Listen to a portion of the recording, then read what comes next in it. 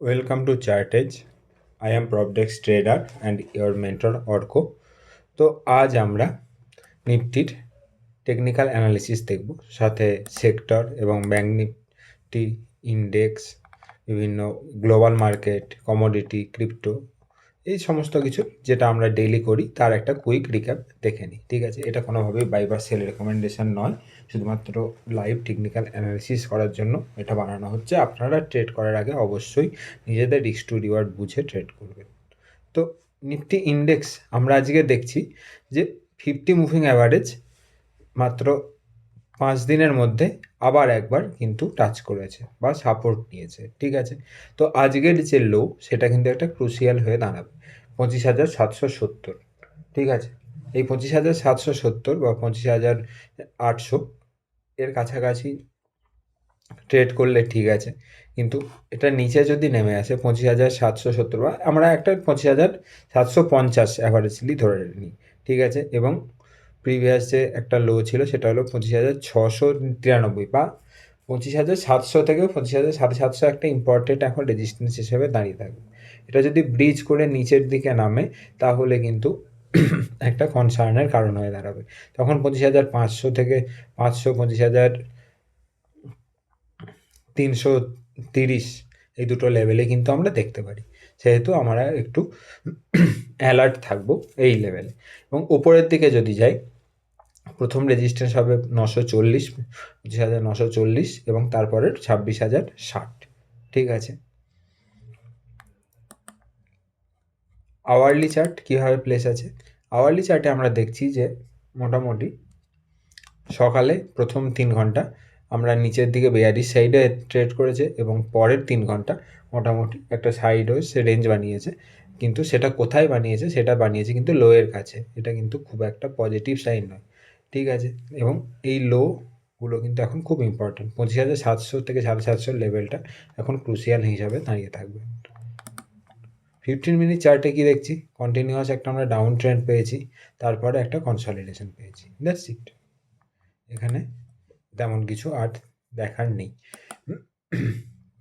India Vicks একদম all time লোয়ের কাছাকাছি, all time লো বলা ভুল, মানে এটার যে লাইফ টাইম যে লো 10-10-এর নিচে কিন্তু ট্রেড করছে। আজকে 9.87-এ ট্রেড করছে ইন্ডিয়া ভিক্স, নিচে নেমে এসছে। এটা তো ট্রেড করছে বলা ভুল, সরি, 9.8-এ নেমে এসছে। এটা কিন্তু একদম লো ভলিটিলিটি মার্কেট, তো এখানে একটু কনসার্ন থাকাটাই বেটার। মিড ক্যাপে কিন্তু কালকে যে বললাম আবার একটা নেগেটিভ সাইডে বেয়ারিশ সাইড দেখেছিলাম, সেটাই আজকে কন্টিনিউয়েশন হচ্ছে। তো এখানে এখন পজিটিভ ততদিন না হবে যতদিন এটা 22,100 বা 22,200 লেভেলকে ক্রস করবে। নিচের দিকে সাপোর্ট কিন্তু আমরা 21,700 কাছাকাছি দেখতে পাচ্ছি। ঠিক আছে, small cap negative side continue করছে সুন্দরভাবে, একটা সাপোর্টের রেজিস্ট্যান্স নিয়ে সেটাই আবার নেগেটিভ সাইডে কন্টিনিউ করছে। এখানে একটা বেয়ারিশ মোমেন্টাম কিন্তু আছে। মাইক্রো ক্যাপও তাই, একটা বেয়ারিশ মোমেন্টাম আছে। Mid cap, small cap, micro ক্যাপে ওভারঅল ব্রডার মার্কেটে একটা কিন্তু আমরা এখন বেয়ারিশ মোমেন্টাম দেখতে পাচ্ছি। ঠিক আছে, যারা বুল আছে তারা একটু দূরে থাকাটাই এখন অপেক্ষাকৃত বেটার হবে। ব্যাঙ্ক নিফটিও দেখছি এখন সাপোর্টের কাছে একটা ইম্পর্টেন্ট সাপোর্ট, সেটা হলো 58,700 এখনও পর্যন্ত সেটাকে হোল্ড করছে। যদি ব্রিজ করে তাহলে কিন্তু 58,300 লেভেল আমরা দেখতে পারবো। ওপরের দিকে রেজিস্ট্যান্স কোথায় আছে? 59,600। ঠিক আছে, ফিননিফটিতে কিন্তু একটা কনসার্ন হয়েছে। কি কনসার্ন হয়েছে? সেটা হলো 50 মুভিং অ্যাভারেজের নিচে ব্রিজ করেছে। এই অবস্থায় নিউ লং ট্রেড থেকে দূরে থাকাটাই রেকমেন্ডেড। এটা যদি কেউ শর্ট করতে চান সেটা আপনারা দেখে রিস্ক টু রিওয়ার্ড বুঝে করবেন, কারণ সেখানে একটা বড় টাকা ইনভেস্ট করতে হয় শর্ট করার জন্য। এখানে নিচের দিকের ইম্পর্টেন্ট এখন সাপোর্ট কোথায় থাকবে? 26,900। নিফটি আইটি কিন্তু মার্কেটকে হোল্ড করছে। সমস্ত মার্কেট যখন একটা বেয়ারিশ সাইডে মোমেন্টাম দেখা যাচ্ছে, নিফটি আইটি কিন্তু হোল্ড করছে। ঠিক আছে, এমনিতে নিফটি আইটি খুব একটা মোমেন্টাম আমরা দেয়নি। ওভারঅল যে লাস্ট 5-6 মাসের যতটা মার্কেট বেড়েছে 22,000 থেকে যে 26,000 হলো, সেখানে কিন্তু নিফটি আইটি বাড়েইনি বলতে গেলে, একটা জায়গাতেই কনসলিডেট করে যাচ্ছে। তো নিফটি আইটিতে কিন্তু এখনও পর্যন্ত বুলিশ সাইডে এখনো পর্যন্ত কনফার্মেশন না, তবে এটা কিন্তু হোল্ড করছে। নিফটি আইটিতে আমাদের কিন্তু একটা নজর রাখতে হবে। নিফটি অটোও কিন্তু হোল্ড করছে, নিফটি অটোতেও অল টাইম হাইয়ের কাছে হোল্ড করছে, নিফটি অটোও কিন্তু একটা স্ট্রেংথ দেখাচ্ছে। নিফটি ফার্মা সাইড ওয়েজ আছে, এখানে যতদিন না বুলিশ সাইডে কনফার্মেশন আসছে ততদিন নিফটি ফার্মাকেও আমরা শুধুমাত্র অবজারভেশনেই রাখবো, নেওয়ার চেষ্টা এখন করব না। নিফটি মেটালে কিন্তু একটা তেজি হতে পারে। নিফটি মেটাল অপেক্ষাকৃত যে ট্রেন্ড লাইন তার ওপরে দাঁড়িয়ে আছে, আরও যদি দু একদিন আমরা একটু অপেক্ষা করে দেখব যে নিফটি মেটালে কীভাবে কী প্লেস হচ্ছে, সেইভাবে আমরা রিয়্যাক্ট করব। আপাতত কোনো রকম রিয়্যাক্ট না করাটাই বেটার হবে। নিফটি অয়েল অ্যান্ড গ্যাস, এটাও 50 মুভিং অ্যাভারেজকে হোল্ড করছে। এবার যেহেতু ক্রুডের দাম পড়ছে, অয়েল অ্যান্ড গ্যাসে একটা তেজি আসলেও আসতে পারে। FMCG sideways to bearish, সাপোর্টের কাছে আছে কিন্তু সেটা একটা বেয়ারিশ জোনে আছে। এখানেও না, এখন ট্রেড হিসাবে মানে সে শর্ট ট্রেড এখানে করার মতো জায়গাতে নেই, আবার লংও নেই, অ্যাভয়েড করাটাই বেটার হবে। রিয়েল এস্টেট ডাউন সাইডে একটা মোমেন্টাম ক্রিয়েট হতে পারে যদি সাপোর্ট লেভেলটাকে ব্রিজ করে। এই 860-এর লেভেল যদি ব্রিজ করে নিচের দিকে নামে তাহলে একটা ডাউন সাইড মোমেন্টাম কিন্তু আবার শুরু হতে পারে। কনজিউমার ডিউরেবিলিটি 2-3 দিন চেষ্টা করছিল একটা পুল ব্যাক নেওয়ার, সেখান থেকে আজকে কিন্তু আবার একটা ডাউন সাইডে 20 মুভিং অ্যাভারেজকে রেজিস্ট্যান্স নিয়ে নিচের দিকে নামার চেষ্টা করছে। তো এখানেও হয়তো কোনো কোনো স্টকের মধ্যে শর্ট ট্রেড হতে পারে, কিন্তু সেটা রিস্ক টু রিওয়ার্ড অ্যানালিসিস করে। ক্যাপিটাল গুডস নেগেটিভ সাইডেই আছে, এটাতে কোনো পজিটিভ সাইড নেই, নেগেটিভ মোমেন্টামই আছে। আজকে যে স্টকটা বা যে ইন্ডেক্সটা মার্কেটে স্ট্রেংথ দেখিয়েছে সেটা হলো পিএসইউ ব্যাঙ্ক। সমস্ত ইন্ডেক্স যখন মোটামুটি 1%-এর আশেপাশে, 0 to 1%-এর মধ্যে ডাউন আছে, একমাত্র পিএসইউ ব্যাঙ্ক যেটা হলো 1.2% আপ আছে, ঠিক আছে। তো পিএসইউ ব্যাঙ্ক কিন্তু আজকে মোমেন্টাম দেখেছে। এই পিএসইউ ব্যাঙ্কের মোমেন্টামটা কন্টিনিউ হয় নাকি এটা একদিনের মোমেন্টাম, এটা আমাদের অবজার্ভ করতে হবে। যদি এটা কন্টিনিউ হয় তাহলে আমরা কিন্তু আবার একটা স্লাইটলি আপসাইড র্যালি কিন্তু দেখতে পারি।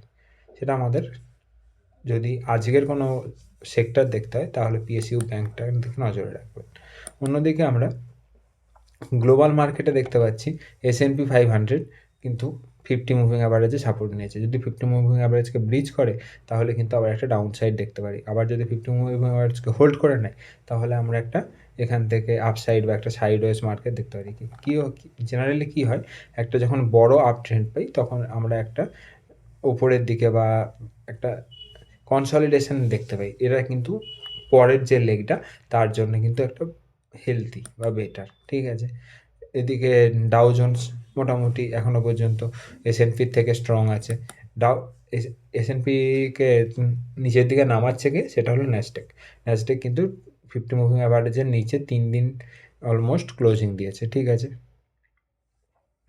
তো এটা কিন্তু আমাদের ন্যাসডেকটা নজরে ট্র্যাকে রাখতে হবে।